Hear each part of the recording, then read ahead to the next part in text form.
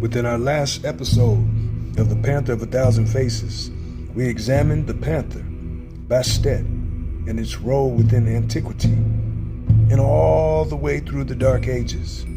Here we find two definitions of the panther. One definition coming from the bestiary was favorable. The other representation coming from Pope Gregory of the Catholic Church in 1233 demonized Bastet, the Black Panther. Why would the Catholic Church and its minions want to demonize a symbol which represented the protection of the black family? Why would they demonize the very immune system of our culture and our people?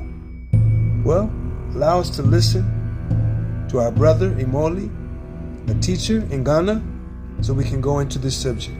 Senegal, they were captured from Nigeria, they were captured from the Congo, but mostly they were captured from the Volta region, which we know now is Ghana, Togo, Benin, this territory.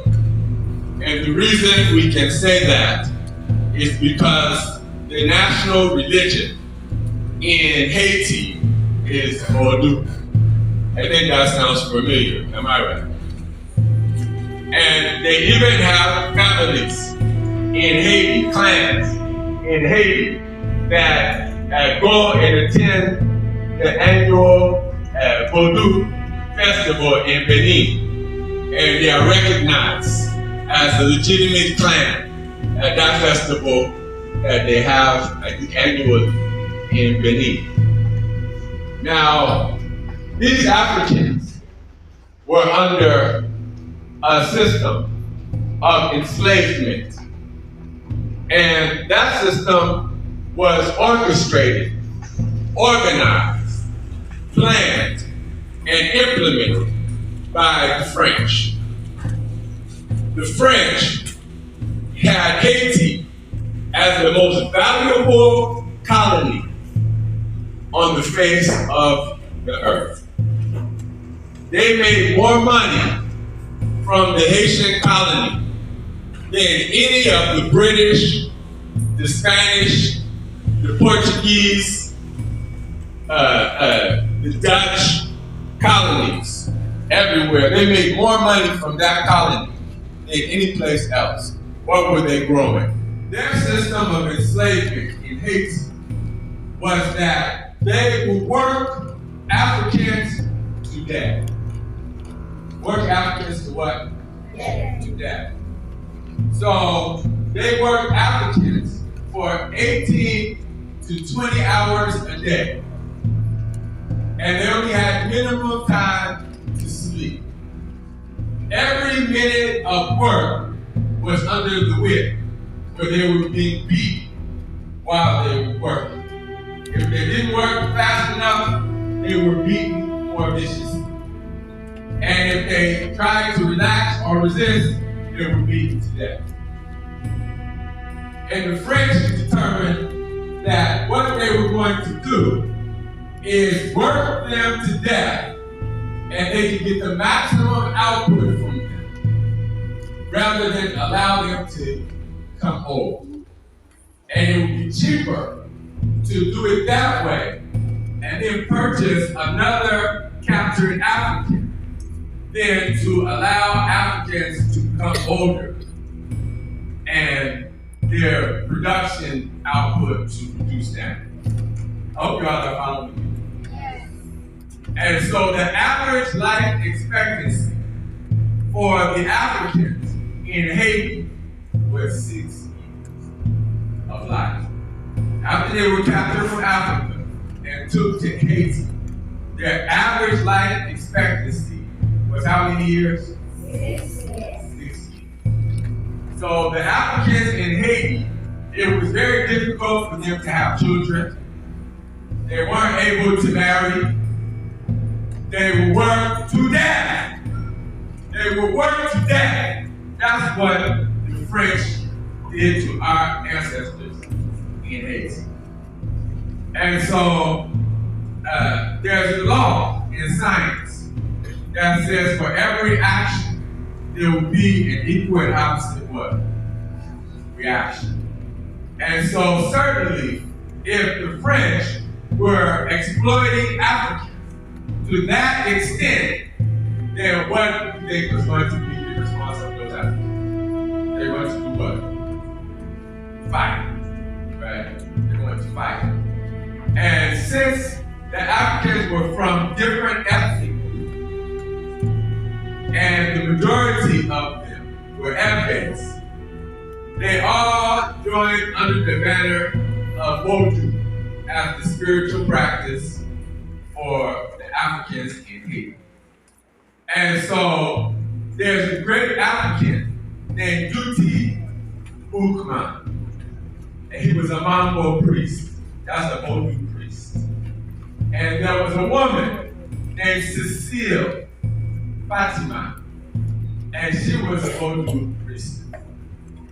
So they organized a secret meeting in 1791. And at that meeting, they had many Africans who were tired, fed up. And they said what they're going to do, they've already been organized on religion side, vol.3. And then secretly, they were organizing forces of what? Rebellion. Those are vol.3 practices and rituals. And so what they did is they had a meeting and they decided that they were going to be free. And Boukman, he said a prayer. I'm going to recite the prayer that Boukman recited.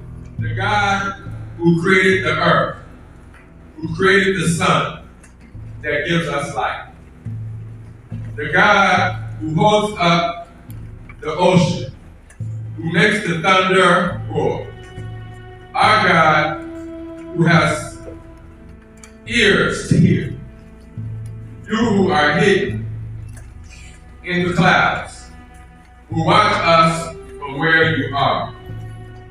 You see all that the white has made us suffer. The white man's God asked him to commit crime, but the God within us wants to do good. Our God, who is so good, so just, he orders us to revenge our wrongs. It's he who will direct our arms and bring us the victory. It's he who will assist us. We all should throw away the image of the white man's God, who is hideous. Listen to the voice for liberty that speaks in all our hearts. That was the prayer of Toussaint when they had the meeting in 1791 to plan the revolution in Haiti. They danced, they drummed, and they slaughtered a black pig. They slaughtered a black pig. And all the Africans swore an oath that either they're going to be free or they're going to meet their Creator. And so, after that meeting, Africans rose up and they killed their white enslavers. They killed them. The women who cooked food for them, they poisoned them. They killed them in their sleep. They killed their babies. They killed all the white enslavers in Haiti. Give them a very big. They didn't pity any of them. And the whites were escaping for their lives. And the Africans took over the entire island. Give your people a beat. And they had a great leader who already had learned military skills. from studying the French armed forces. His name was Toussaint, the Overture. Everyone say Toussaint, the Overture. So Toussaint organized the Haitians into a modern military force. And so by that time, they had a bad French general that was leading the French nation in military. He was known as one of the greatest generals that has ever existed in Europe. You know his name? No. His name was Napoleon Bonaparte. Napoleon Bonaparte. Everyone say Napoleon Bonaparte. Napoleon Bonaparte. So Napoleon Bonaparte, all of the French, the British, the Portuguese, the French, they all had colonies. And the Americans all had colonies. And they were all enslaving Africans. So when those Africans rose up in Haiti, it was an embarrassment to Napoleon among his peers in Britain, in Portugal, in Spain. It was embarrassing that these slaves have now, overtaken your colony, your richest colony, and now the Africans are in control over the sugar plantations. So American President Thomas Jefferson put sanctions on Haiti and said, we're no longer going to buy sugar from Haiti. We need to starve them economically. And they wouldn't recognize it. Right? So there was collaboration against European colonialism against the Haitian Revolution. And so Napoleon said, no, we are going to conquer the Haitians and we are going to re-enslave them. And so the French sent a force of ships with 40,000 French military soldiers to go and do what? To recolonize Haiti, to defeat the Haitian armed forces, and to enslave the Africans.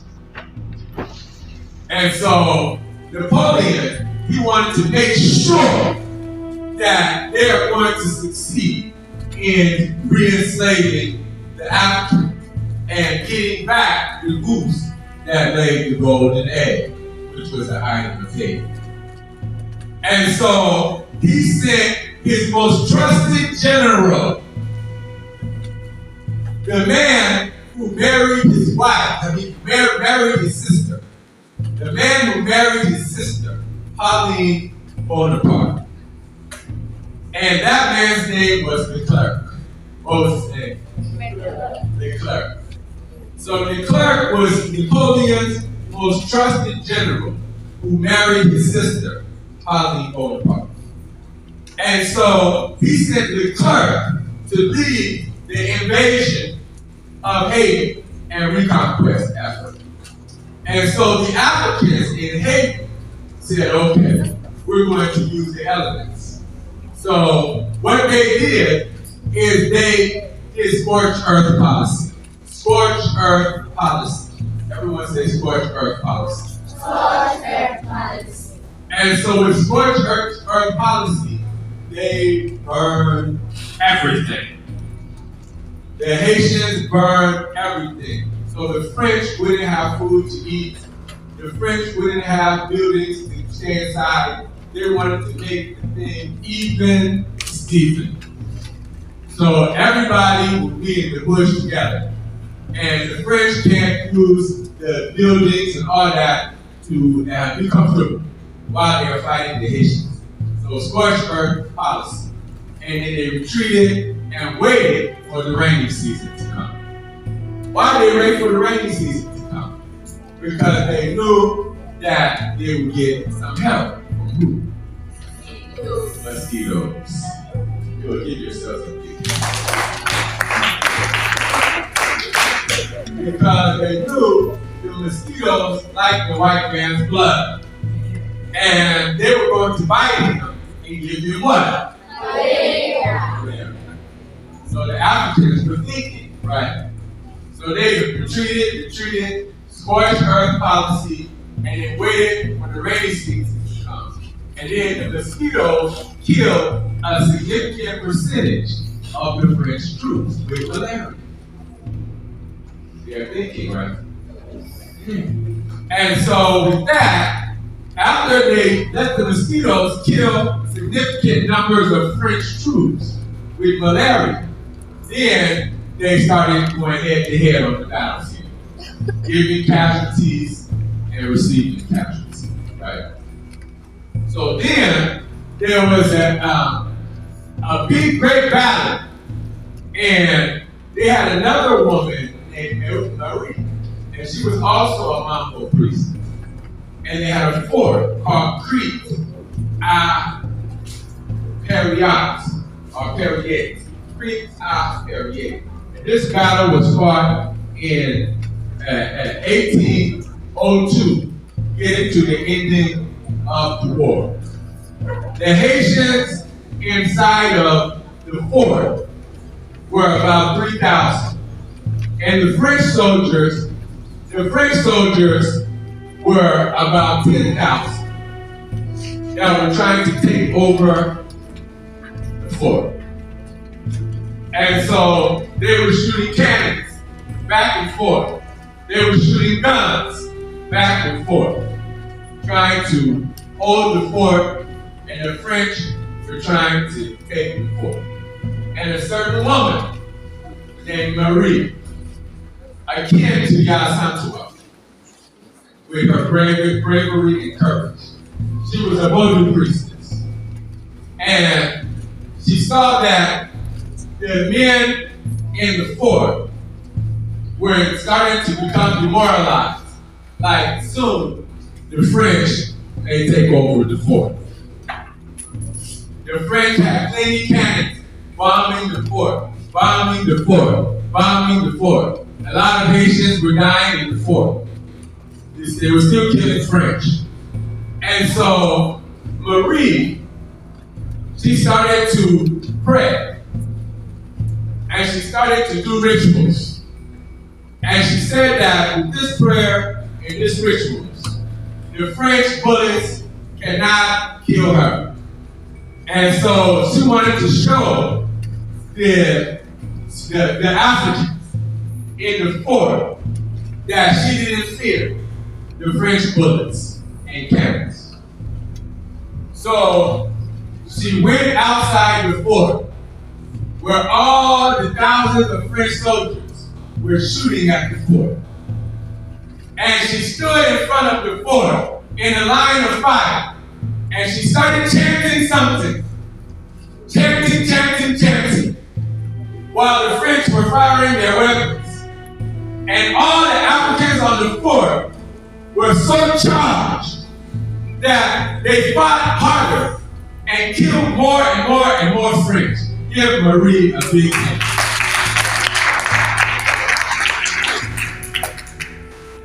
And they were able to hold the fort until Toussaint's men came in the thousands, surrounded the French, and ambushed them, and started butchering the French soldiers.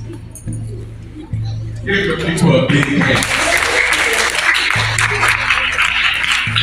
That was the decisive battle of the Haitian Revolution. The French soldiers surrendered, and then the Africans organized mass executions of Frenchmen. Mass executions of Frenchmen. They erected poles. With one big wood was going straight up, one going like this, up about maybe like a little higher than this. And they had those poles lined up all the way from Camp to Kaswa. And every one of those poles had a white man with his leg here, tied to the pole, with his head here, by a rope in mid-air. and they played drums.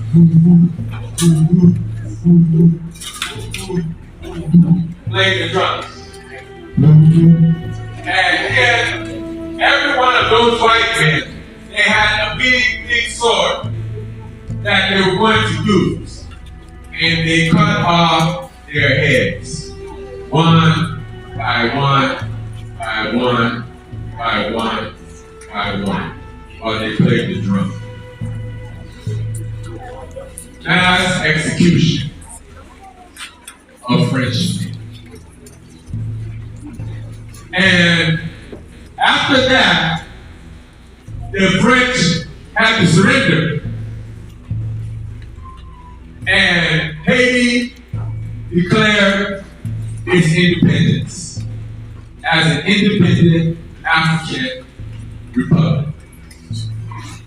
In their constitution, they declared that slavery is illegal on the island of Haiti, which was the first country in the world to make slavery officially and legally illegal.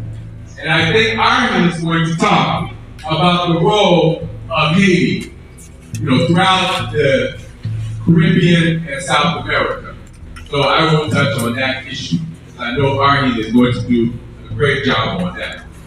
So long live the Haitian Revolution. And the Haitian Revolution sparked anti-slavery resistance throughout the whole Western Hemisphere in the world. Nat Turner in 1831 in America was inspired by the Haitian Revolution. Denmark, Vesey, Gabriel Prosper's rebellions in America of enslaved Africans were inspired by the Haitian Revolution. And we can give the Haitian Revolution credit for putting the sword in the terrible, inhumane system of enslavement. Give the Haitians a very big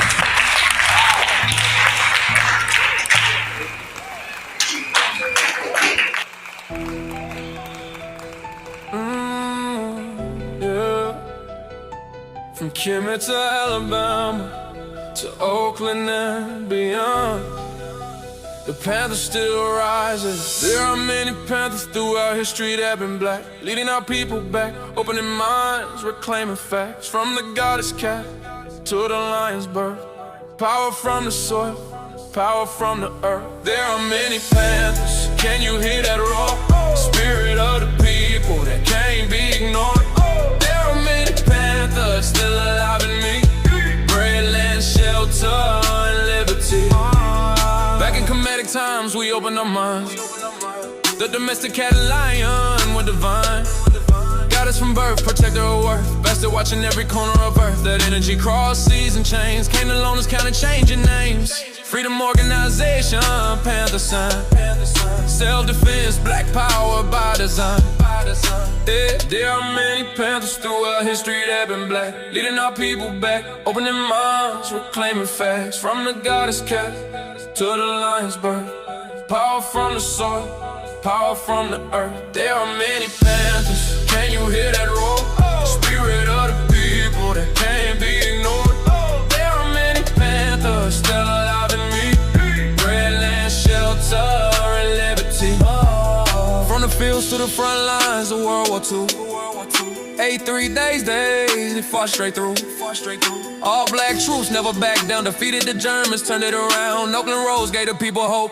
Bread, land, shelter, help us cope. October 66, the Panthers stood tall. Minister Huey and my Bobby answered the call. Hey. Captain Cleaver stood on the line. Elaine Brown held it down in time. COINTEL split the ranks apart, but the Panther still beats in a million hearts. Eldridge in exile, here we gone. But the movement soul kept pressing on. 89, Aaron came with the flame. Dr. Kelly Muhammad rose in name. A shiny black prince, truth untamed. When he fell, others carried that name. Malik Zulu Shabazz, Hashem too. Mr. Babel and Brother Daryl came through. The new Black Panther party grew. Spirit reborn, mission renewed. There are many Panthers throughout history that have been black, leading our people back, opening minds, reclaiming facts. From the goddess cat to the lion's birth, Power from the soil, power from the earth. There are many panthers, can you hear that roar? Spirit of the people that can't be ignored. There are many panthers still alive in me. Bread, land, shelter, and liberty. From Kima to Lawrence County, from Oakland to today, we still rise. The panther never died, it evolved, and the roar still lives in you.